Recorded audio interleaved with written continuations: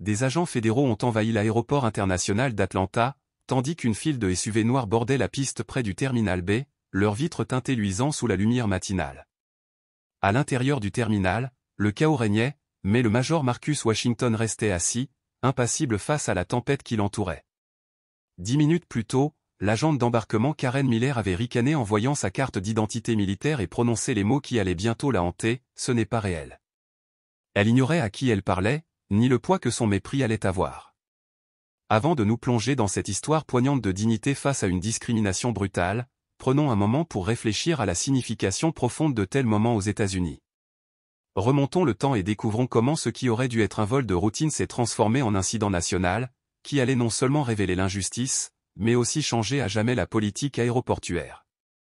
Ce matin-là, la lumière du soleil filtrait à travers les imposantes fenêtres du terminal B de l'aéroport international d'Atlanta, projetant des ombres allongées sur le sol poli.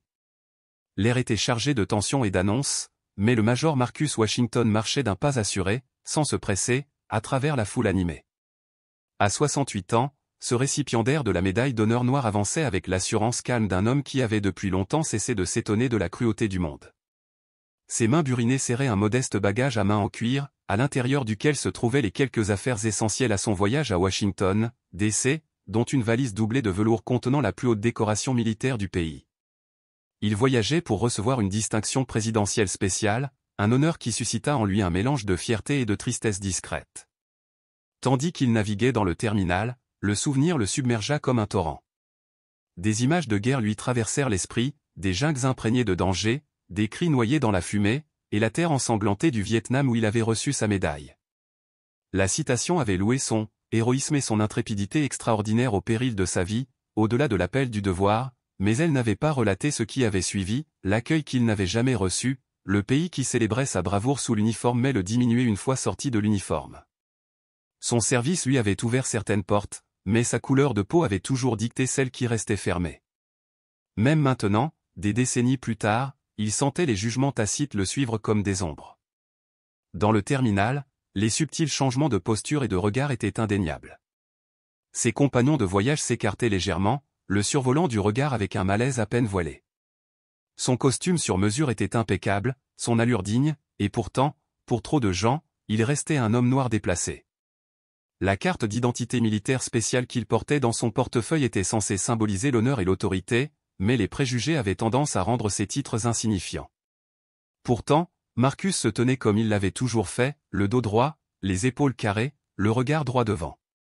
Sous cette apparence stoïque, cependant, se cachait une vie de blessures qu'aucune médaille ne pouvait guérir. Les cicatrices du combat s'étaient estompées depuis longtemps, mais les blessures infligées par le racisme restaient vives. L'aéroport était particulièrement bondé ce jour-là. Des voyageurs frustrés se pressaient près des écrans affichant retard et annulation. En attendant, Marcus observa la façon dont le personnel traitait les gens, sourire radieux pour certains, voix hachée pour d'autres. Près d'un stand de café, il aperçut une jeune femme noire interrogée sur sa carte de paiement, tandis que l'homme d'affaires blanc devant elle s'en était sorti sans encombre. C'était une chorégraphie familière, qu'il avait vue se dérouler un nombre incalculable de fois. À l'approche de l'embarquement, il se dirigea vers la porte 27. Un petit groupe de passagers bien habillés formait déjà la file d'attente pour l'embarquement prioritaire. Marcus avait été surclassé en première classe, une agréable surprise de la compagnie aérienne après avoir appris sa prochaine distinction.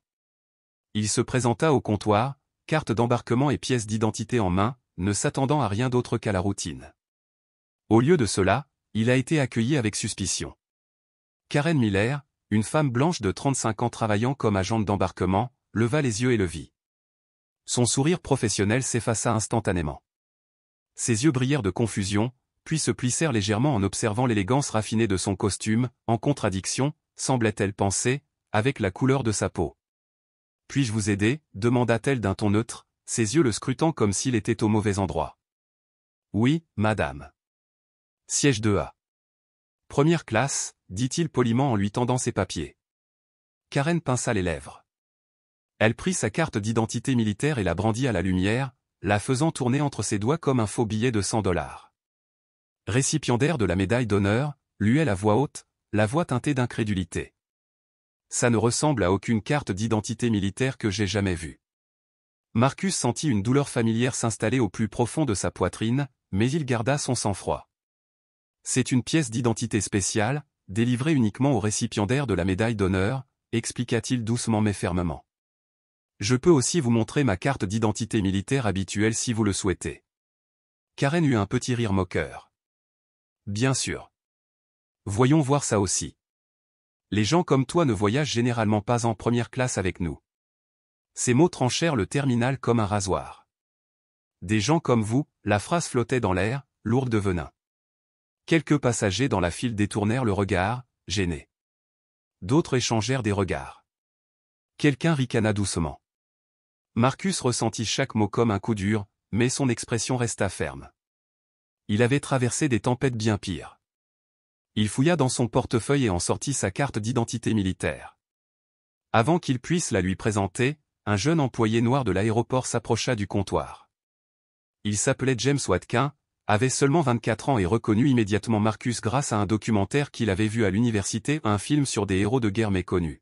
« Madame, dit James prudemment, c'est en fait une. » Karen l'interrompit brusquement, agitant la main sans même le regarder. « Je m'en occupe. Veuillez retourner à votre poste. » James se figea un instant, déchiré entre le devoir et la justice, puis recula à contre-cœur, la frustration gravée sur son visage. Karen avait maintenant ses deux cartes d'identité, les retournant, les tenant côte à côte, comme si elle attendait qu'elle révèle un mensonge caché. Marcus l'observait en silence, ses pensées errant vers une autre époque, un autre lieu, où sa valeur avait été remise en question malgré tout ce qu'il avait donné. Il se souvenait du hall de l'hôtel juste après la guerre du Vietnam, toujours en uniforme, une médaille fraîchement accrochée à sa poitrine. Ses collègues officiers blancs s'étaient enregistrés sans problème. Marcus avait été arrêté. Le concierge l'avait regardé avec dédain. Le souvenir se fondait dans un montage d'autres humiliations, des restaurants où il avait été assis près de la cuisine, des magasins où des employés le suivaient, des quartiers où la police l'avait arrêté simplement parce qu'il était passé en voiture.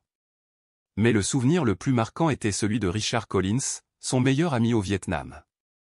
Homme blanc originaire d'une région rurale de Géorgie, Richard avait autrefois nourri le même racisme désinvolte que beaucoup d'autres. Mais le champ de bataille avait changé la donne. La guerre avait le don de dissiper les illusions. Dans l'épreuve de la survie, ils avaient forgé un lien qui transcendait les races. C'est Richard qui était mort dans les bras de Marcus, en murmurant « Ils ont pu te voir maintenant, Washington. Ils ont pu te voir tel que tu es vraiment. » La voix de Karen le ramena au présent. « Je vais devoir appeler la sécurité, » annonça-t-elle d'une voix forte. « Je pense que cet homme tente d'embarquer avec de faux papiers. » Des hoquets de surprise parcoururent les passagers environnants. Marcus resta immobile. Son expression restait calme, même si, sous la surface, son cœur battait la chamade, submergé par l'humiliation et la fureur. « Madame, dit-il doucement, je possède cette pièce d'identité depuis plus de 50 ans. Je vous assure qu'elle est authentique. » Mais Karen composait déjà le numéro.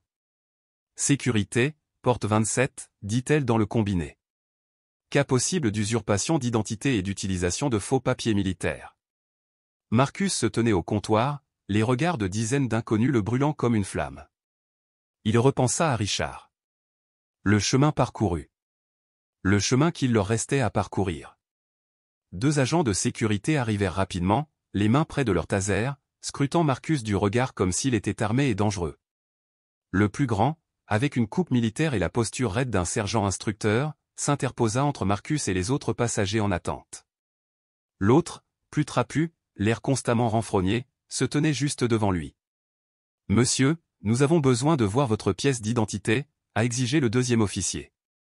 Marcus fit un geste calme vers le comptoir. « L'agent d'embarquement a mes papiers d'identité, dit-il. » Karen tenait les documents dans sa main, les regardant toujours comme s'ils étaient écrits à l'encre invisible. Et c'est ainsi que commença le moment qui allait secouer une nation, un héros vieillissant, enveloppé d'une dignité tranquille, jugé non pas pour un crime mais pour la couleur de sa peau, sous les lumières fluorescentes de la porte 27. Comme s'il risquait de la contaminer, elle les considérait avec un dédain visible. Elle les croyait frauduleux. Le premier officier apprit les cartes d'identité de Karen, les examinant avec le même scepticisme performatif qu'elle avait affiché plus tôt. Médaille d'honneur, railla-t-il, la voix chargée de moquerie. Où avez-vous trouvé ça, monsieur? La question flottait dans l'air, lourde de sous-entendus, une accusation silencieuse déguisée en civilité feinte. Marcus avait déjà été confronté à ce genre de questions, l'hypothèse que tout objet de valeur en sa possession avait dû être volé, falsifié ou acquis illégalement. « Je l'ai reçu du président Nixon en 1971, répondit-il calmement, avec une clarté inébranlable. Pour mon service au Vietnam. Le second officier émit un grognement moqueur. Et moi, c'est Neil Armstrong, murmura-t-il juste assez fort pour que les passagers autour l'entendent. Plusieurs d'entre eux rirent, enhardis par la moquerie ouverte de l'officier. Marcus ne dit rien. Il se tenait droit, fruit d'une vie de discipline militaire, immobile, le regard fixé sur le sol, le visage impassible. Autour de lui, une petite foule commença à se rassembler, attirée par la confrontation. La plupart des spectateurs, habitués à faire confiance aux uniformes plutôt qu'aux visages inconnus, supposaient que les agents de sécurité et l'agent d'entrée avaient raison. Après tout, pourquoi les autorités interrogeraient-elles un homme noir âgé, à moins que quelque chose ne cloche? James Watkin, le jeune employé de l'aéroport qui avait tenté d'intervenir plus tôt, observait la scène avec une inquiétude croissante. Lorsque les agents se tournèrent un instant pour s'entretenir avec Karen, James saisit l'occasion. S'éclipsant, il se glissa dans un couloir de service et sortit son téléphone de sa poche. Ses doigts tremblaient légèrement tandis qu'il parcourait ses contacts, cherchant désespérément quelqu'un qui pourrait l'aider. De retour à la porte, les officiers se sont recentrés sur Marcus, leur comportement se transformant en une hostilité ouverte. « Monsieur, se faire passer pour un officier militaire est un délit fédéral », annonça le premier officier d'une voix forte, d'un ton indéchiffrable. « Nous allons avoir besoin de vous pour un interrogatoire. » Marcus regarda tour à tour les agents, puis l'agent d'embarquement. Il reconnut ce schéma. Il l'avait déjà vu, des incidents mineurs pouvaient rapidement dégénérer en danger, surtout pour quelqu'un qui lui ressemblait. « Je comprends, » dit-il doucement, d'une voix basse mais assurée. « Mais je tiens à préciser que je ne me fais passer pour personne. Je suis le major Marcus Washington, de l'armée américaine, à la retraite. Mon état de service est facilement vérifiable. » Le deuxième agent s'est dirigé vers le bagage à main de Marcus. « Nous allons devoir fouiller vos affaires. » Avant que Marcus puisse répondre, l'officier avait ouvert le sac en cuir et le fouillait avec une agressivité insouciante. Sa main ressortit, tenant un étui en velours celui qui contenait la médaille d'honneur. Marcus sentit une bouffée d'alarme monter dans sa poitrine. « S'il vous plaît, faites attention à ça, » dit-il, sa voix aiguë pour la première fois. « Qu'est-ce que c'est » interrompit l'officier en ouvrant l'étui pour révéler la médaille qu'il contenait. « C'est ça que tu essaies de faire passer pour le tien, » ricana-t-il en le brandissant à la vue de son partenaire, traitant la plus haute décoration militaire du pays avec le mépris désinvolte d'un bibelot bon marché. Alors que la médaille pendait au doigt de l'officier, Marcus fut transporté où son esprit se remémora le jour où il l'avait reçue. Il se souvint combien il s'était senti dépaysé à la Maison Blanche, seul visage noir au milieu d'une mer de costumes blancs et de regards polis. Même en ce jour d'honneur suprême, il n'avait pas été épargné. Il y avait eu des regards en coin, des doutes murmurés, une érosion silencieuse de la dignité. Il se souvenait que plus tard dans la soirée, un taxi avait refusé de le prendre devant son hôtel. La médaille n'avait pas changé le regard du monde sur lui à l'époque et elle ne changeait rien aujourd'hui. La responsable de l'aéroport arriva, une femme blanche d'âge mûr vêtue d'un tailleur bleu marine impeccable. Elle observa la scène d'un regard expert, managérial, puis se tourna vers Karen pour obtenir des explications. Karen parla d'une voix basse mais ferme, lançant parfois à Marcus le même regard de jugement, sa décision déjà prise. Lorsque Karen eut terminé, le directeur s'approcha. « Monsieur, je comprends qu'il y a une certaine confusion au sujet de vos papiers, » dit-elle froidement. « Je crains que nous ne puissions pas vous autoriser à embarquer pour le moment. » Elle tendit la main. « Je vais devoir prendre votre carte d'embarquement jusqu'à ce que ce problème soit résolu. » Marcus le lui tendit sans protester, regardant une autre porte se fermer sur son nez fermé non pas à cause de ce qu'il avait fait, mais à cause de suppositions faites sur la couleur de sa peau. Vous opposeriez-vous à l'injustice si vous la voyiez se dérouler devant vous, ou vous détourneriez-vous? Commentez, 1. Si vous pensez que la sécurité a été excessive dans le traitement du Major Washington, ou 2. Si vous pensez qu'elle n'a fait que son travail. Cliquez sur « J'aime » si vous êtes choqué par la rapidité avec laquelle cette situation a dégénéré, passant d'une simple procédure d'embarquement à une humiliation publique. Abonnez-vous pour suivre l'histoire du Major Washington, sa dignité désormais mise à mal, sa précieuse médaille entre les mains de ceux qui ne lui ont témoigné aucun respect. Qui s'avancerait? Aisha Johnson était assise tranquillement à la porte adjacente, le nez enfoui dans un manuel d'histoire américaine, lorsque le dérangement a attiré son attention. L'étudiante noire de 21 ans leva les yeux juste à temps pour voir les agents de sécurité encercler un homme noir âgé en costume bien coupé. Quelque chose dans le tableau la frappa, peut-être était-ce le contraste entre la posture calme et digne de l'homme et l'attitude agressive des agents. Ou peut-être était-ce simplement le fait qu'elle avait déjà vu cette scène trop souvent. Glissant son livre dans son sac à dos, Aisha s'approcha, feignant l'intérêt pour le tableau des départs tout en sortant discrètement son téléphone.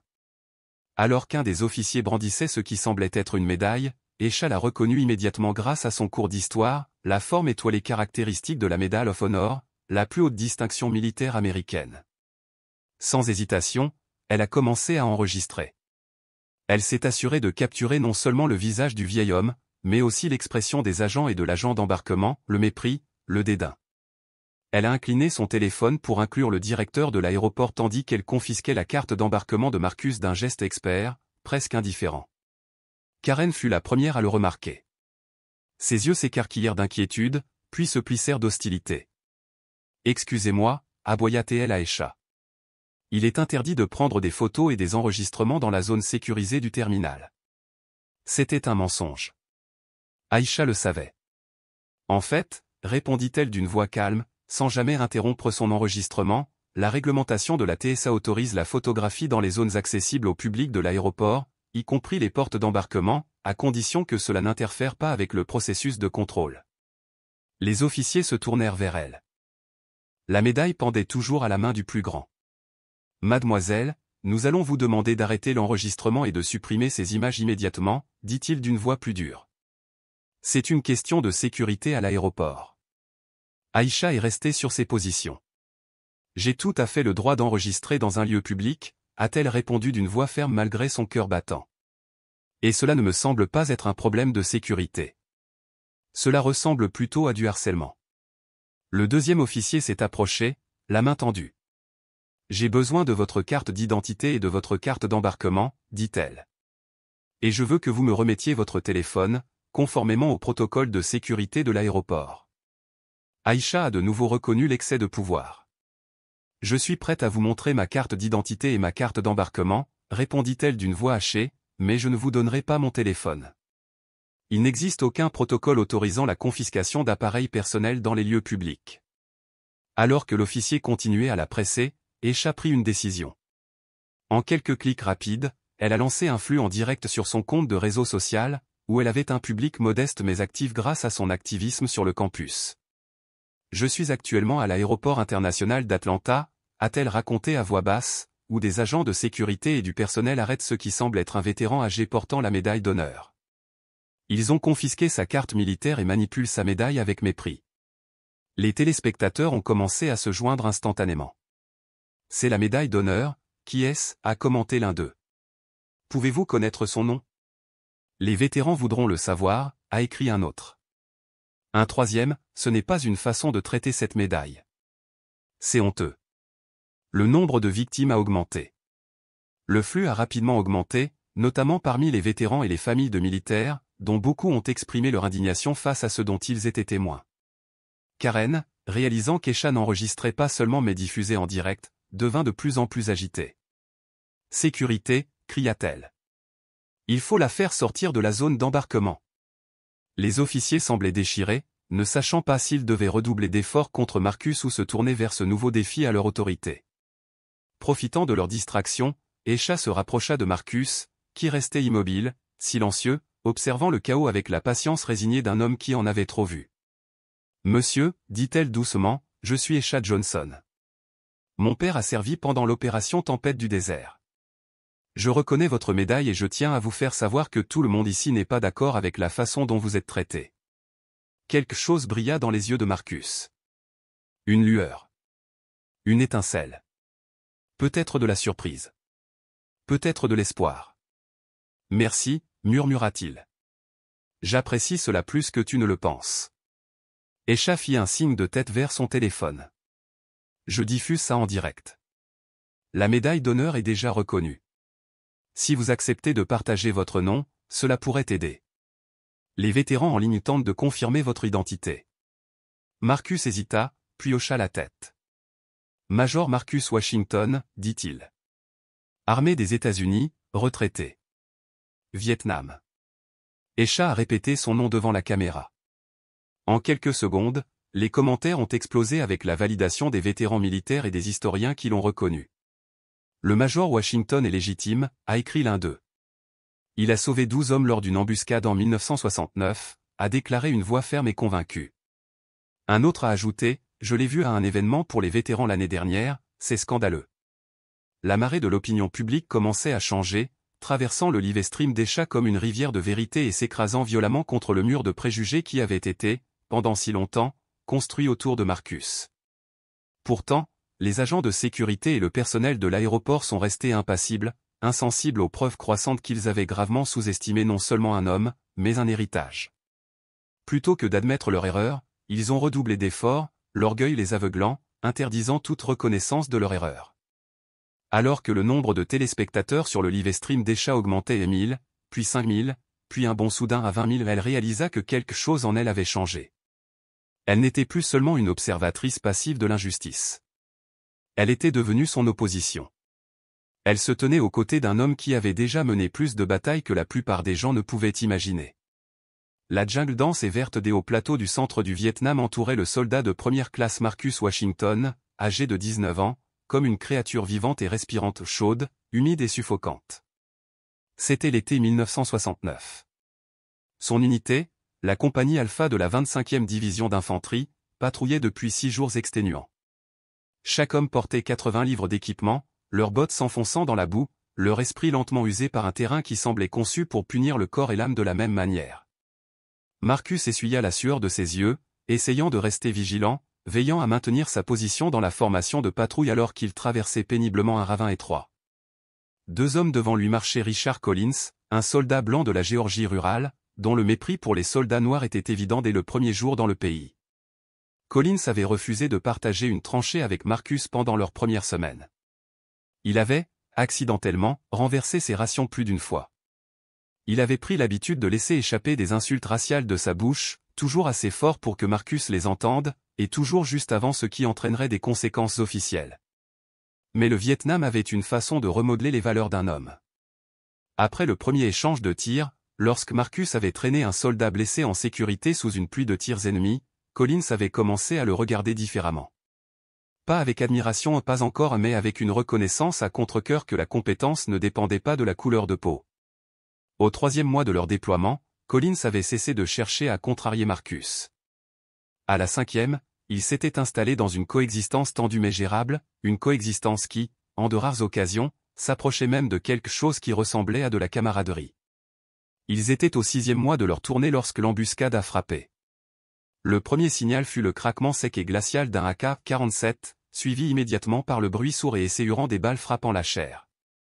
L'homme de pointe s'est effondré devant eux, et le chaos a explosé. Les forces ennemies cachées ont ouvert le feu depuis 3 directions, les balles pleuvant comme une tempête mortelle. Contact à gauche, cria quelqu'un, et le ravin se transforma en enfer, le rugissement assourdissant des coups de feu remplissant chaque crevasse de la terre. Marcus s'est effondré et a rampé vers un rondin tombé pour se mettre à l'abri. À travers le brouillard de fumée et la confusion, il repéra Collins, coincé à découvert, ripostant désespérément tandis que la terre jaillissait autour de lui dans de minuscules explosions. Sans hésitation, Marcus s'est échappé de son abri, sprintant bas et vite vers le côté de Collins. Il plongea à côté de lui et cria « On doit bouger. Cette position est trop exposée. » Collins hocha la tête, le visage maculé de terre, pâle de peur. À 3. Ensemble, ils se précipitèrent vers une meilleure couverture, glissant dans une dépression peu profonde derrière un groupe de rochers. De là, Marcus pouvait voir toute l'ampleur du cauchemar dans lequel ils étaient piégés. Le lieutenant était à terre. L'opérateur radio ne bougeait pas. Et l'ennemi avait le terrain élevé. C'était une embuscade typique, et si le manuel avait raison, ils étaient déjà morts. Marcus a vérifié ses munitions et il lui restait 3 chargeurs. Il regarda Collins, qui pensait une écorchure sur son bras. « Radio » demanda Marcus.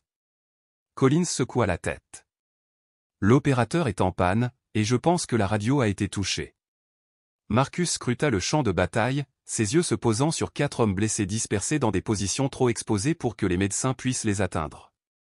Les tirs ennemis se sont concentrés sans relâche sur ces corps, bloquant toute tentative de sauvetage. À ce moment-là, quelque chose s'est installé en Marcus, une clarté qui a traversé la peur comme une lame. Il s'est tourné vers Collins. « Couvre-moi. » Collins le regarda bouche bée. « De quoi diable parles-tu, Washington ? » CO. « Mesdames ont besoin d'aide. Je vais créer une diversion sur le flanc gauche. Lorsqu'ils dirigeront le feu sur moi, les médecins pourront les atteindre. » Collins lui attrapa le bras. « C'est du suicide, mec ?» Marcus croisa son regard. « Peut-être, mais ces hommes mourront certainement si personne ne fait rien. » Avant que Collins ne puisse protester à nouveau, Marcus était déjà en mouvement. Il est resté bas, rampant et sprintant à tour de rôle jusqu'à ce qu'il atteigne le flanc gauche. Là, il s'arrêta, prit une profonde inspiration, murmura une prière et se lança dans un assaut solitaire. Tirant par rafales courtes et contrôlées, se déplaçant rapidement d'un arbre à un rocher, d'un rocher à un fossé, il se faisait paraître plus grand, comme une unité fantôme dispersée à travers le ravin. Et ça a marché. Le feu ennemi s'est déplacé. Les balles se sont tournées vers lui. Et derrière lui, les médecins se sont précipités pour atteindre les blessés. Pendant 15 minutes, Marcus a retenu leur attention. Les balles arrachaient les feuilles des branches, mâchaient l'écorce et s'enfonçaient dans la terre à quelques centimètres de ses membres. Il se préparait à reculer lorsqu'il entendit un cri, une voix qu'il reconnut. Collins avait essayé de le rejoindre. Et il avait pris une balle pour ça. Marcus ne s'est pas arrêté. Il courut, brisant à nouveau sa couverture, fonçant vers son camarade tombé. Collins saignait de la poitrine, son visage était blanc comme un fantôme, il haletait. « Attends » dit Marcus en passant le bras de son coéquipier sur son épaule, serrant les dents alors qu'ils commençaient le douloureux retour vers leur ligne. Ils étaient presque là. Puis le mortier a frappé. Marcus s'est réveillé au son des pales de l'hélicoptère et au goût amer du sang dans sa bouche. Sa jambe gauche ne bougeait pas. La douleur pulsait de tous les coins de son corps. Sa première pensée. Où est Collins ? Le médecin penché sur lui jeta un coup d'œil vers une autre civière. Collins était allongé là, un masque à oxygène sur le visage, immobile, mais respirant. Il tient bon, dit le médecin, mais c'est incertain. Il ne serait plus en vie si vous ne l'aviez pas sorti de là. Plus tard, à l'hôpital de campagne, Marcus a pris le reste. Après l'impact du mortier, malgré ses blessures, il avait protégé Collins avec son propre corps, ripostant et retenant l'ennemi jusqu'à l'arrivée des renforts. En plus de Collins, il avait sauvé 11 autres hommes ce jour-là. Cet acte lui vaudra plus tard la médaille d'honneur. Mais tout ce qui importait à Marcus, allongé brisé dans un lit d'hôpital, était de savoir si Collins survivrait. Pendant 3 jours, il a oscillé entre conscience et inconscience. Quand il s'est finalement complètement réveillé, il a demandé à nouveau. Une infirmière a montré un lit de l'autre côté de la salle. Contre l'avis médical, Marcus a insisté pour être transporté en fauteuil roulant. Collins était conscient, à peine. Sa large silhouette était réduite, creusée par les traumatismes et la chirurgie. Mais quand il vit Marcus, quelque chose changea sur son visage, quelque chose de doux, presque respectueux. « Espèce de fils de... » murmura Collins. « Pourquoi es-tu revenu me chercher ?» Marcus haussa les épaules en grimaçant. « Je ne laisserai personne dehors. » Collins est resté silencieux pendant un long moment. « J'avais tort à ton sujet, dit-il enfin. À propos de beaucoup de choses. C'était le début de quelque chose de nouveau. » Pendant sa convalescence, Collins est devenu le défenseur le plus féroce de Marcus. Il interpellait quiconque, soldat ou civil, osait proférer une insulte en présence de Marcus. À leur retour aux États-Unis 6 mois plus tard, Collins a invité Marcus à rester avec sa famille en Géorgie. L'invitation a stupéfié tout le monde, y compris la famille de Collins. La visite était tendue, gênante et pleine de silence. Mais cela a marqué le début du long voyage de cette famille vers le désapprentissage des préjugés de génération. Lorsque Marcus a reçu sa médaille d'honneur, Collins s'est tenu à ses côtés, la fierté rayonnant sur son visage tandis que le président Nixon plaçait le ruban autour du cou de son ami. Mais la médaille n'a pas protégé Marcus du racisme qui imprégnait encore l'Amérique. Les entretiens d'embauche qui se déroulaient bien au téléphone ont disparu une fois que les employeurs ont vu son visage. Les banques l'ont refusé. Les restaurants l'ont placé près de la cuisine. Pendant tout ce temps, Collins est resté à ses côtés, souvent le seul visage blanc prêt à se tenir aux côtés de Marcus dans des endroits qui ressentaient du ressentiment envers sa simple présence. Lorsque Collins est décédé d'un cancer en 1990, sa dernière demande a été que Marcus reçoive ses médailles de service. « Vous m'avez montré ce que ces valeurs signifient vraiment », a-t-il déclaré. Honneur, courage, engagement. Vous les avez vécus, alors que je les portais simplement sur un uniforme. Alors qu'il était mourant, Collins a demandé une dernière promesse. Continue à vivre avec honneur, Washington. Ne te laisse pas abattre par ces salauds. Un jour, ils te verront tous comme moi.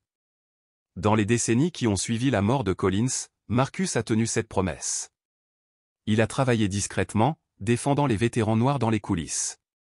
Il ne recherchait pas les éloges, ne courait pas après les projecteurs.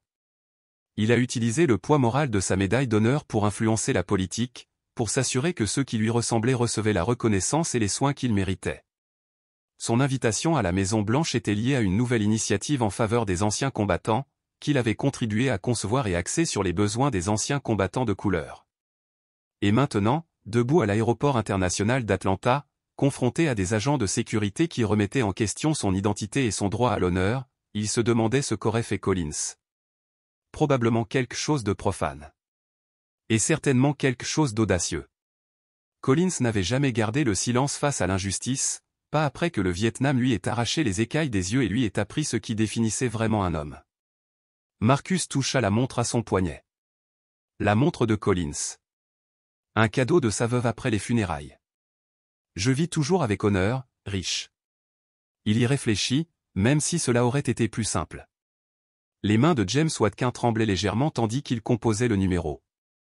En tant que cadet de l'Air Force ROC travaillant à temps partiel à l'aéroport tout en terminant ses études, il avait mémorisé le protocole de signalement des incidents impliquant du personnel militaire, mais il n'avait jamais imaginé qu'il aurait besoin de l'utiliser. « Ministère de la Défense, comment puis-je adresser votre appel ?» répondit une voix claire. Ici James Watkin, de l'aéroport international d'Atlanta, commença-t-il d'une voix plus assurée qu'il ne l'était. Je dois signaler un incident impliquant un récipiendaire de la médaille d'honneur.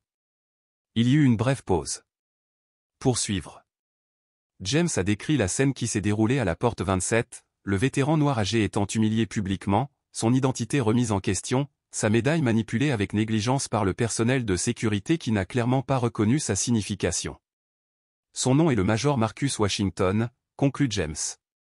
Il s'est présenté comme un vétéran du Vietnam. Le silence à l'autre bout du fil s'est prolongé pendant plusieurs longues secondes.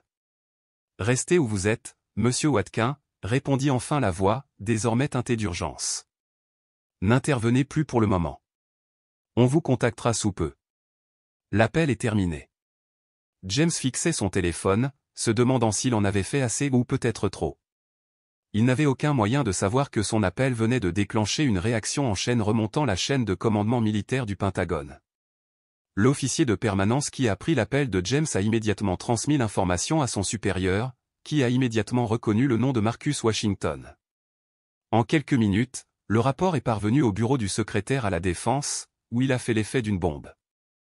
Le major Marcus Washington n'était pas un simple récipiendaire de la médaille d'honneur. C'était une légende vivante, ses exploits au Vietnam ont été étudiés à West Point, et son engagement discret en faveur des vétérans a façonné la politique militaire pendant des décennies. Le fait qu'il ait été détenu et méprisé dans un aéroport civil, alors qu'il était en route pour recevoir une distinction présidentielle, n'était pas seulement une source d'embarras. C'était un profond affront à l'armée elle-même.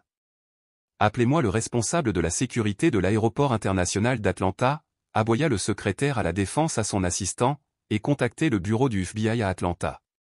Je veux des agents sur place immédiatement. Pendant ce temps, à l'aéroport, Marcus Washington était escorté hors de la porte par la sécurité, sa dignité intacte, mais son cœur lourd d'une déception familière et lancinante. L'embarquement avait commencé sur son vol pour Washington, D.C. Les passagers défilaient en jetant des regards curieux au vieil homme noir entouré d'agents de sécurité. La médaille d'honneur et ses papiers d'identité militaire étaient toujours en possession des officiers, qui continuaient de traiter ces symboles sacrés avec un mépris désinvolte. Karen Miller regardait depuis sa position à la porte, une expression suffisante sur son visage alors qu'elle accueillait à bord les passagers de première classe, des passagers qui, dans son esprit, avaient leur place là d'une manière dont Marcus Washington ne faisait pas partie. Derrière elle, l'écran affichait les informations du vol, le vol 1056 d'United Airlines à destination de Washington, D.C., à l'heure pour un départ à 11h15. Ce qu'aucun d'entre eux n'avait réalisé, c'est que ce vol ne partirait pas à l'heure, loin de là. Au Pentagone, les téléphones sonnaient dans plusieurs services tandis que la nouvelle de la situation à Atlanta se répandait. Le général William A., général 4 étoiles et deuxième officier le plus haut gradé de l'armée, était en réunion lorsque son assistant l'interrompit pour lui annoncer la nouvelle. A., lui-même noir, dont le père avait servi au Vietnam aux côtés de Marcus Washington, s'est immédiatement levé. « Préparez mon avion », ordonna-t-il. « Et contactez le bureau d'Atlanta. Je veux des véhicules prêts à atterrir. » Dans les bureaux de l'aéroport international d'Atlanta, le téléphone du PDG a sonné. L'appelant s'est présenté comme étant le secrétaire à la défense des États-Unis. « Nous avons un problème dans vos locaux », commença le secrétaire sans préambule. « Un héros national est détenu par vos agents de sécurité, et je tiens à ce que la situation soit résolue immédiatement. » Le PDG écoutait, son visage pâlissant tandis que la secrétaire continuait. « Le major Marcus Washington doit rencontrer le président demain. Il porte la médaille d'honneur qu'il a obtenue en sauvant 12 Américains au Vietnam. S'il rate son vol parce que votre état-major n'a pas pu reconnaître une pièce d'identité militaire valide, les conséquences seront graves. » Au moment où l'appel s'est terminé, le PDG courait déjà vers l'ascenseur, criant à son directeur de la sécurité de le rejoindre à la porte 27. Simultanément, le livestream des Chad Johnson avait atteint plus de 100 000 téléspectateurs, y compris des journalistes des grandes chaînes qui appelaient désormais leur filiale d'Atlanta pour faire venir des équipes de tournage à l'aéroport. Les organisations d'anciens combattants se sont mobilisées en ligne, leurs membres vivant près d'Atlanta s'engageant à se rendre immédiatement à l'aéroport. L'indignation a fusé sur les réseaux sociaux lorsque l'histoire s'est répandue, accompagnée de captures d'écran du live des chats, montrant le traitement irrespectueux de la médaille d'honneur. Toutes ces réactions ont convergé vers l'aéroport international d'Atlanta comme une tempête qui se préparait, tandis que Marcus Washington, l'homme au centre de tout cela, a continué à maintenir sa dignité tranquille face à l'humiliation, comme il l'avait fait d'innombrables fois au cours de sa vie. Avez-vous déjà été témoin d'un traitement injuste envers une personne en raison de son origine ethnique ou de son apparence? Commentez, 1. Si vous avez déjà réagi dans de telles situations, ou 2. Si vous regrettez de ne pas avoir réagi. Cliquez sur « J'aime » si vous pensez que nos vétérans méritent un meilleur traitement, quelle que soit leur couleur de peau. Abonnez-vous dès maintenant pour découvrir ce qui se passe lorsque l'autorité militaire s'abat sur l'aéroport international d'Atlanta. L'agent de sécurité et les agents de sécurité pensaient avoir affaire à un homme âgé qu'ils pouvaient renvoyer sans conséquence, mais qui allait arriver à l'aéroport dans 9 minutes et tout changer. 9 minutes après que James Watkin ait appelé le Pentagone, les premiers signes d'une réponse extraordinaire ont commencé à se manifester. Au sein des opérations aéroportuaires, une communication inédite de la FAA a été transmise, interruption temporaire des vols à l'aéroport international d'Atlanta. Tous les vols au départ sont maintenus. Les avions prioritaires du gouvernement à l'arrivée sont autorisés à atterrir immédiatement sur la piste 27R. Dans la tour de contrôle, les contrôleurs aériens ont échangé des regards perplexes alors qu'ils mettaient en œuvre l'ordre, paralysant virtuellement l'un des aéroports les plus fréquentés du pays. Au sol, le premier SUV noir est apparu au contrôle de sécurité, contournant les voies normales tandis que les agents de la TSA, surpris, exhibaient leurs papiers d'identité fédéraux. Puis un autre SUV est arrivé, puis un autre encore, formant un convoi qui a traversé le terminal à toute vitesse. La police de l'aéroport s'est précipitée pour dégager un chemin, même si elle-même n'avait aucune idée de ce qui se passait. À la porte 27, Marcus Washington était assis sur une chaise en plastique rigide, un agent de sécurité se tenant près de lui tandis que la responsable de l'aéroport parlait d'un ton pressant dans son téléphone. Son expression passa de l'irritation à la stupeur, puis à une expression proche de la terreur en écoutant la voix à l'autre bout du fil. « Oui, monsieur », balbutia-t-elle. « Je comprends. »« Oui, tout de suite. » Elle raccrocha et se tourna vers Karen Miller, le visage blême. « Où sont ses papiers ?» demanda-t-elle. « Sa carte militaire et sa médaille, où sont-elles ?» Karen cligna des yeux, confuse. « La sécurité les a. »« Pourquoi ?» Le directeur l'a interrompu. « Ramenez-les ici immédiatement. »« Tous. »« En bon état. » Elle s'est tournée vers les agents de sécurité. « Rendez-lui immédiatement les affaires du major Washington et escortez-le jusqu'au salon VIP. » Les officiers hésitaient, échangeant des regards incertains. « Madame » commença l'un d'eux. Mais la directrice l'interrompit d'une voix sèche. C'était le PDG de l'autorité aéroportuaire. Le major Washington doit être traité avec le plus grand respect, à compter de maintenant. Son vol est suspendu, et vous deux devez veiller à ce qu'il embarque confortablement. Avant qu'il ne puisse répondre, les portes du terminal s'ouvrirent brusquement. 4 hommes en costume sombre entrèrent. Leur allure et leurs mouvements coordonnés les identifièrent immédiatement comme des agents fédéraux.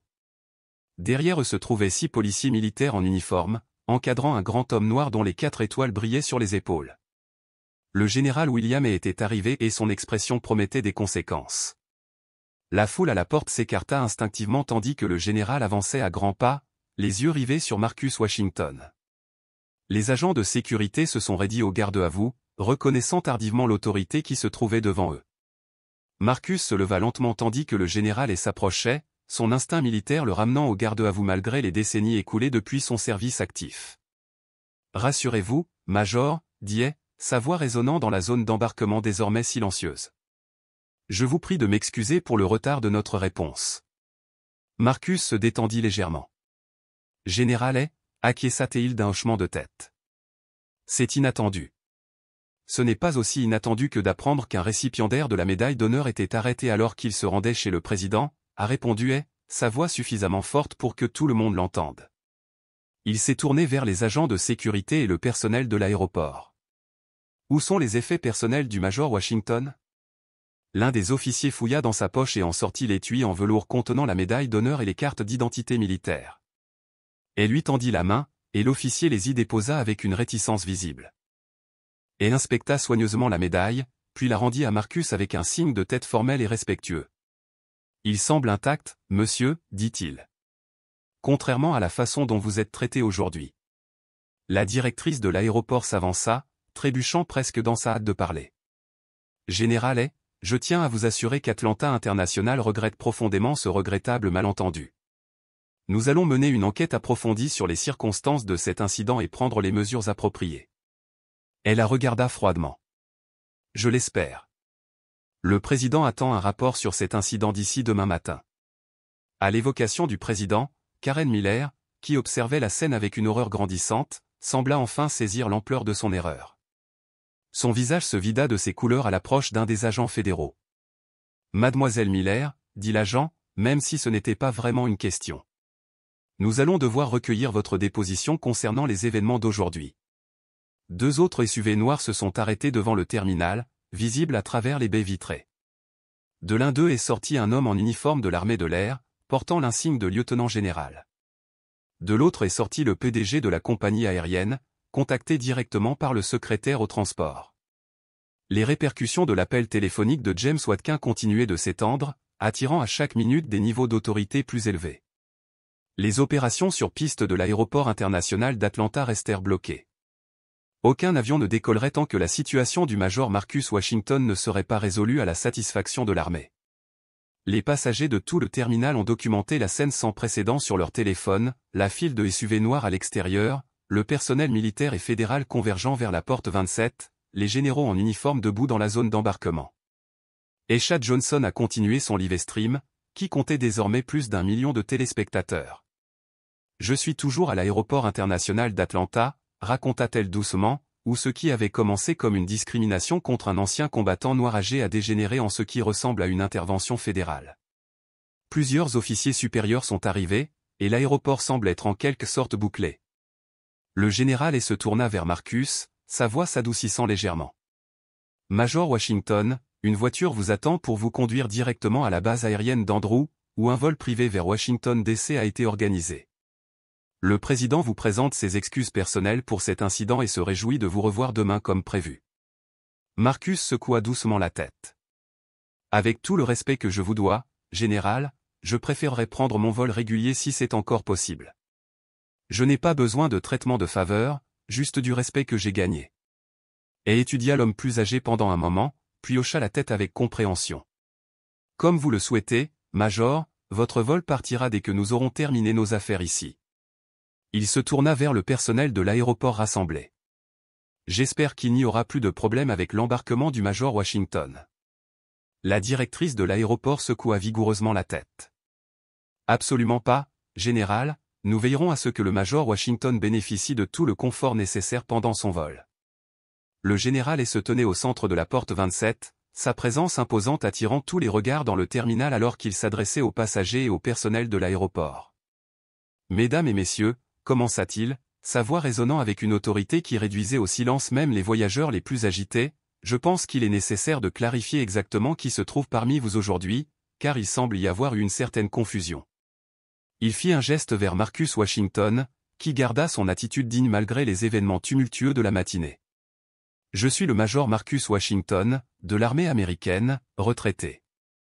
En 1969, pendant la guerre du Vietnam, l'unité du major Washington a été prise en embuscade en territoire hostile. Dépassée en nombre et encerclée, elle a vu de nombreux soldats blessés incapables de se mettre en sécurité. Le soldat de première classe Washington a créé à lui seul une diversion qui a détourné les tirs ennemis de ses camarades. Elle marqua une pause, laissant le poids de ses mots se poser. Le terminal était devenu si silencieux que le bourdonnement lointain des moteurs d'avion pouvait être entendu à travers les épaisses fenêtres. Pendant 15 minutes, il maintint seul cette diversion, permettant aux médecins d'atteindre les blessés. Lorsqu'il vit qu'un de ses camarades avait été touché en essayant de le rejoindre, le major Washington sortit de sa cachette, s'exposant aux tirs ennemis concentrés pour mettre son camarade blessé en sécurité. Les yeux du général parcoururent la foule, captant les expressions de choc et de respect naissant sur les visages de ceux qui avaient auparavant regardé Marcus avec suspicion ou dédain. Bien qu'il ait été lui-même grièvement blessé lors d'une attaque au mortier, le major Washington a continué à protéger son camarade de son propre corps, tout en ripostant, jusqu'à l'arrivée des renforts. Ces actions ce jour-là ont sauvé la vie de 12 soldats américains. Et s'est tourné vers l'un de ses assistants, qui lui a tendu une tablette, il a tapoté l'écran plusieurs fois, puis l'a levé. Cette citation a été lue lorsque le président Nixon a placé la médaille d'honneur autour du cou du soldat de première classe Washington en 1971. Il a commencé à lire. Pour sa bravoure et son intrépidité remarquables, au péril de sa vie, au-delà de ce que demandait le devoir, le soldat de première classe Marcus Washington s'est distingué par un héroïsme extraordinaire au combat contre des forces hostiles. Sa bravoure n'était pas un conte abstrait à réciter lors de cérémonies, elle était gravée dans le feu et le sang dans la vie des hommes qui ont survécu parce qu'il a choisi d'affronter la mort. Lorsqu'il eut fini de lire, il y eut un long silence, non pas de gêne mais de révérence. Marcus resta silencieux, humilié une fois de plus par des souvenirs qui ne s'étaient jamais vraiment estompés. L'agent de la porte resta figé, la bouche légèrement ouverte, incapable de s'accrocher plus longtemps à l'ignorance. Les passagers qui l'avaient ignoré le regardaient désormais avec respect. Et dans cet espace, autrefois chargé de tension, d'incompréhension et de rejet, quelque chose a changé. Une leçon avait été donnée, non seulement sur le protocole militaire ou l'honneur dû à un uniforme, mais sur l'humanité, la dignité et la mémoire. Le major Marcus Washington, qui avait autrefois protégé ses frères d'armes sous le feu ennemi, a aujourd'hui rappelé à une nation le prix du silence et la valeur de la reconnaissance. Et cette fois, le monde avait écouté. Et le dévouement des intéressés envers ses camarades soldats reflète les plus hautes traditions de l'armée américaine. Dans tout le terminal, les écrans numériques, habituellement réservés aux informations de vol, ont soudainement clignoté et changé, affichant désormais des images du parcours militaire exceptionnel de Marcus, ses distinctions et des photos de la cérémonie de remise de la médaille d'honneur. L'équipe technique de l'aéroport, s'efforçant de réparer les erreurs, avait corrigé le contenu sous la direction frénétique du PDG, prêt à tout pour sauver la situation.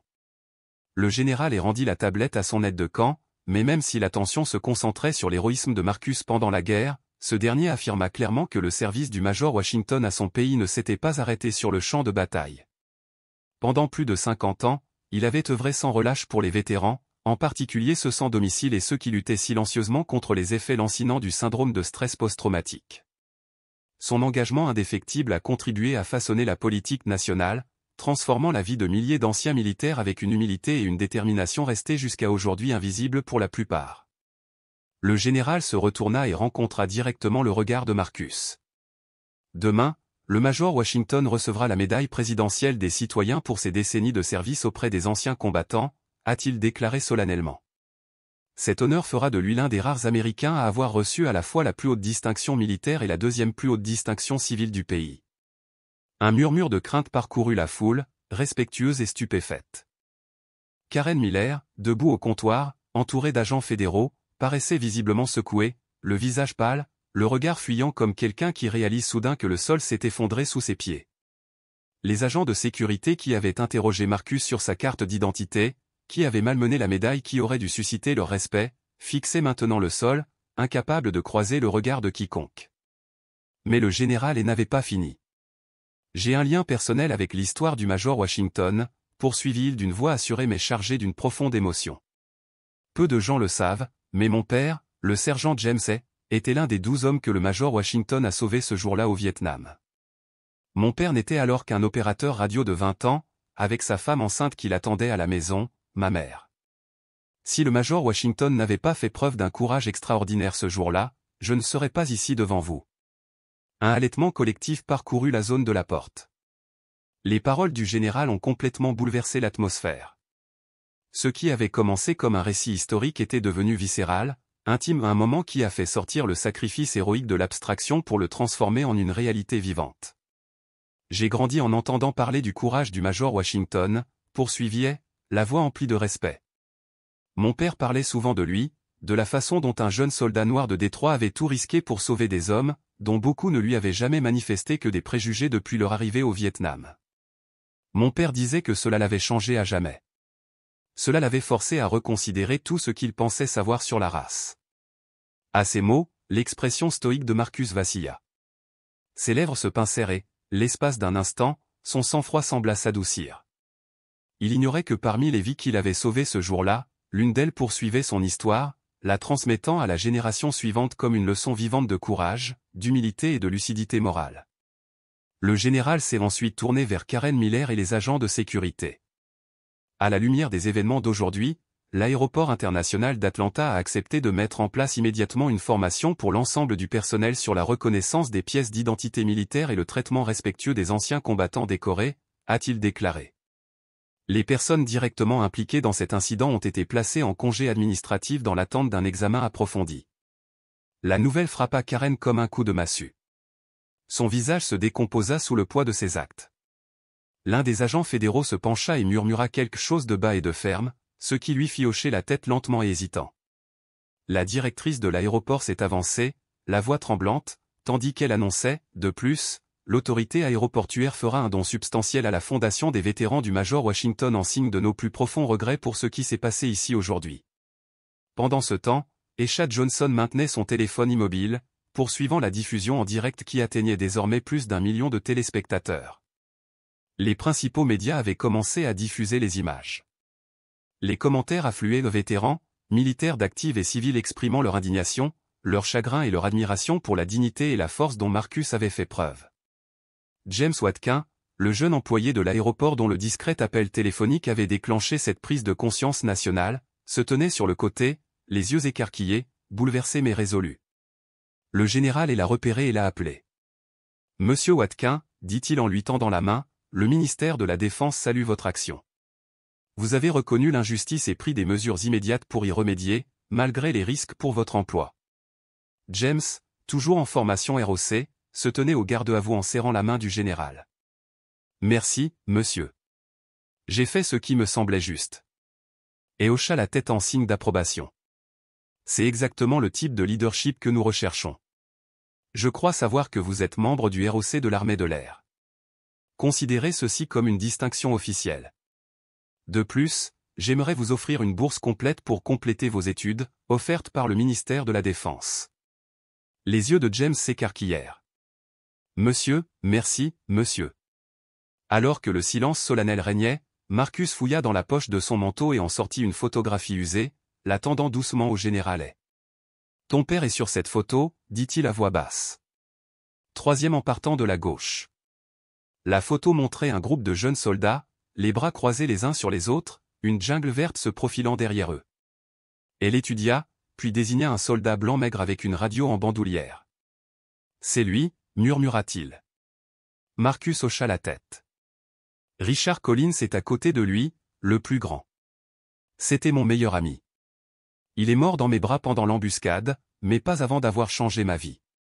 Il reprit la photo, la manipulant avec le genre de révérence que l'on pourrait accorder à une relique sacrée. Richard venait d'une région rurale de Géorgie. Lors de notre première rencontre, il ne m'adressait même pas la parole, sauf pour m'insulter. Au moment de l'embuscade, il était devenu mon frère sur tous les plans. La voix de Marcus était ferme, mais ses yeux brillaient du poids silencieux de décennies portées en silence. Ses derniers mots furent « Ils t'ont vu maintenant, Washington. Ils t'ont vu tel que tu es vraiment. » Il regarda la foule autour de lui, les terminaux maintenant illuminés par les images d'un jeune lui en uniforme, les visages qu'il avait autrefois rejetés, maintenant brillants d'admiration et de regret. « Certains jours, je pense qu'il avait raison, dit Marcus. D'autres jours, comme aujourd'hui, je me demande si quelque chose a vraiment changé. » L'embarquement du vol 1056 d'United Airlines à destination de Washington DC a repris, mais tout avait changé. L'atmosphère était respectueuse. Une garde d'honneur composée de militaires était alignée le long de la passerelle, se tenant fièrement debout tandis que le major Marcus Washington montait à bord de l'avion. Derrière lui, le général les suivait, ayant insisté pour escorter lui-même le récipiendaire de la médaille d'honneur. Alors que Marcus montait dans l'avion, la voix du pilote parvint dans l'interphone. « Mesdames et messieurs, United Airlines est honoré d'accueillir à bord le major Marcus Washington, récipiendaire de la médaille d'honneur, qui voyage aujourd'hui pour recevoir la médaille présidentielle des citoyens pour sa vie au service de nos vétérans. » Les passagers se sont levés pour applaudir spontanément. Tandis que Marcus avançait dans l'allée, beaucoup lui ont tendu la main ou lui ont doucement touché l'épaule, murmurant des mots de remerciement. Les agents de bord l'ont accueilli avec une grâce solennelle, le guidant vers son siège en première classe avec une dignité qui contrastait fortement avec l'injustice subie précédemment à la porte d'embarquement. De retour au terminal, les conséquences se sont rapidement déroulées. Karen Miller a été officiellement licenciée et escortée hors de l'établissement par les mêmes agents qui l'avaient aidé à humilier Marcus quelques heures auparavant. On l'a informé que son dossier professionnel serait examiné pour détecter tout comportement discriminatoire. Les agents de sécurité qui ont mal géré l'identité de Marcus et sa médaille d'honneur ont été placés en congé administratif sans solde. L'administration aéroportuaire avait déjà contacté une importante organisation de défense des droits civiques pour lancer une formation anti-préjugés dans tous les services. L'incident avait déclenché une tempête. Les réseaux sociaux avaient explosé. Le live-stream de Tesha Johnson, désormais rediffusé sur les réseaux, contrastait le manque de respect envers un vétéran noir âgé avec l'honneur solennel de sa cérémonie de remise de la médaille d'honneur. Des associations d'anciens combattants de tout le pays ont exprimé leur indignation et leur soutien. Nombre d'entre elles ont réclamé une enquête plus approfondie sur le traitement réservé aux anciens combattants de couleur dans la vie civile. Le PDG de l'aéroport international d'Atlanta a publié une déclaration annonçant la formation d'un groupe de travail pour réviser les protocoles de formation et remédier aux défaillances systémiques qui ont rendu possibles les événements de la journée. Les événements d'aujourd'hui constituent une douloureuse leçon, peut-on lire dans le communiqué. Nous reconnaissons que le major Washington a subi un traitement non seulement irrespectueux envers son statut de médaillé d'honneur, mais également entaché de préjugés raciaux inadmissibles dans notre société. Nous sommes déterminés à apporter un changement significatif. Pour James Watkin, le jeune employé dont la conscience a été à l'origine de ce projet, ce jour a marqué un tournant. Outre la bourse, il a reçu des distinctions d'organisation d'anciens combattants et une invitation à la cérémonie à la Maison-Blanche. Ses commandants du ROC lui ont dit que son courage moral incarnait le cœur même du véritable leadership. Alors que le vol 1056 se préparait au décollage, Marcus était assis en silence, l'énormité de la journée se faisant sentir. À côté de lui, le général murmurait des nouvelles de Washington. Le président a été informé, a-t-il déclaré. Il ajoute à la cérémonie de demain l'annonce d'un nouveau décret, qui renforce la protection des anciens combattants de couleur et s'attaque à la discrimination systémique dans les services aux anciens combattants. Marcus hocha lentement la tête. Tout cela, murmura-t-il, parce qu'un jeune homme a passé un appel téléphonique. Il sourit faiblement, se souvenant de quelque chose que Richard avait l'habitude de dire. Il suffit d'une seule personne prête à défendre ce qui est juste pour que tout change. Et lui sourit en retour. C'est le genre de courage que nous essayons d'enseigner.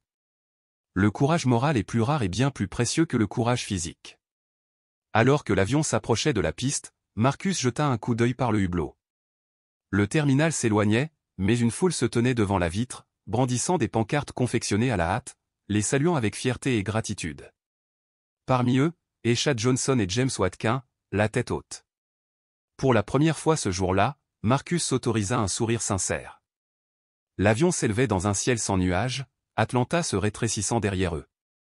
Marcus s'adossa à son siège, ferma les yeux et laissa le jour s'installer. Lorsqu'il les rouvrit, ses pensées se tournèrent vers Richard Collins, se demandant ce que son ami penserait de tout cela. Peut-être que Richard avait raison depuis le début. Peut-être qu'enfin, il commençait à le voir, non seulement la couleur de sa peau, mais la profondeur de son esprit. Le lendemain, dans la salle de la Maison-Blanche, Marcus Washington se tenait sous le regard solennel de l'histoire tandis que le président lui plaçait la médaille présidentielle des citoyens autour du cou. L'atmosphère était emplie de recueillement, l'instant étant marqué non seulement par l'honneur personnel, mais aussi par la prise de conscience d'une nation de son passé et de ses promesses. La cérémonie, désormais considérablement élargie, témoignait de l'héritage de plus d'un homme, elle était devenue une véritable déclaration. Le président s'est adressé à l'auditoire avec une gravité délibérée, reconnaissant les événements survenus à l'aéroport international d'Atlanta non pas comme un simple incident, mais comme un symbole douloureux des injustices plus vastes qui continuent de frapper les anciens combattants de couleur à travers le pays. Le Major Washington a servi cette nation avec un courage et une distinction extraordinaires, a déclaré le président, sa voix résonnant à travers la salle décorée. Qu'il soit confronté à l'indignation de la discrimination raciale alors qu'il se rendait pour recevoir cet honneur est un rappel brutal et douloureux de l'ampleur du travail qui reste à accomplir. Aujourd'hui, nous faisons plus que saluer sa vie de service. Nous faisons une promesse, honorer ce service non seulement par des paroles, mais aussi par des actes. Pour bâtir une société plus juste et plus équitable pour tous ceux qui ont porté l'uniforme. Après la cérémonie, Marcus accomplit discrètement ce qu'il avait retardé pendant 50 ans. Accompagné du général Hay, il se rendit au cimetière national d'Arlington, où Richard Collins, son meilleur ami et son frère d'armes, avaient été inhumés des années plus tôt après avoir succombé à un cancer. Debout devant la pierre tombale blanche et propre gravée du nom de Richard, Marcus retira la médaille présidentielle des citoyens de son cou et la plaça doucement contre le marbre, ses doigts tremblants tandis qu'il s'attardait un instant. « J'ai tenu ma promesse, Rich, murmura-t-il. J'ai vécu avec honneur, même quand ce n'était pas facile. Et peut-être, que les gens commencent enfin à me voir comme tu me voyais, il y a toutes ces années. » Il resta silencieux, de ce silence dense et profond qui dit tout ce que les mots, même les plus sincères, ne sauraient exprimer. Le général y demeura respectueusement en retrait, offrant à cet instant sacré la révérence qu'il méritait, comme on se tient à distance d'une prière silencieuse. Alors qu'il s'apprêtait à quitter les lieux, un groupe de jeunes cadets militaires s'approchait lentement, arpentant les allées silencieuses et solennelles du cimetière national d'Arlington. Le groupe était aussi hétéroclite que l'Amérique elle-même, des hommes et des femmes, issus de toutes origines, de toutes couleurs, réunis dans un même uniforme, unis par le même idéal. L'une d'elles, une jeune femme noire, le regard assuré mais les gestes encore empreints de timidité, reconnut Marcus. Elle avait vu son visage sur les écrans, entendu son histoire, ressenti son combat. D'un pas hésitant et d'une voix empreinte de respect mêlé de crainte, elle osa demander. « Major Washington, monsieur, accepteriez-vous de nous adresser quelques mots? Nous nous préparons tous à devenir officiers. Et après ce qui s'est passé hier, nous pensons que vous auriez beaucoup à nous apprendre. Sur la dignité. Sur le leadership. Et sur l'honneur. » Marcus s'immobilisa un instant. Il plongea son regard dans le sien, puis dans ceux de ses camarades, alignés derrière elle, des regards jeunes, brûlants d'envie de comprendre, d'apprendre, de grandir. Il y lut de la sincérité, de la reconnaissance, mais surtout, une lueur nouvelle. Il vit l'avenir. Il vit une armée, et peut-être une nation entière, prête enfin à se montrer digne de ses plus hauts principes. Une génération capable d'écouter, assez humble pour apprendre, assez courageuse pour se remettre en question. Ce serait un honneur, répondit-il simplement. Et tandis qu'il commençait à livrer ses récits faits de guerre, de douleur, de fraternité et d'injustice, il sentit à ses côtés la présence familière de Richard. Invisible, certes, mais indiscutable. Comme un souffle fraternel, silencieux, qui hocherait la tête en signe d'approbation. Il n'était pas seul. Ce qui s'était produit à l'aéroport international d'Atlanta n'était, en vérité, qu'un épisode de plus dans la longue et pénible chronique des humiliations qu'avait subi Marcus tout au long de sa vie. Mais, contrairement aux nombreux incidents passés, subis dans le silence, celui-ci avait déclenché une onde. Un réveil. Une conversation nationale. Une réponse née du courage tranquille de citoyens ordinaires, qui, cette fois, avaient refusé de détourner le regard. Ce n'était pas la fin du combat. Marcus le savait. Il était trop lucide, trop marqué par l'histoire, pour croire aux victoires complètes. Mais c'était un début. Une brèche ouverte. Une victoire, même modeste, dans la longue guerre pour la justice, pour l'égalité, pour le respect. Avez-vous, vous aussi, déjà été témoin d'un acte de courage comme celui de James ou des chats, se dressant contre l'injustice? Avez-vous déjà ressenti le poids glaçant d'être jugé non pour qui vous êtes, mais pour ce que vous représentez aux yeux des autres? Avez-vous vu cela arriver, et vous êtes-vous demandé si vous deviez intervenir, ou vous taire?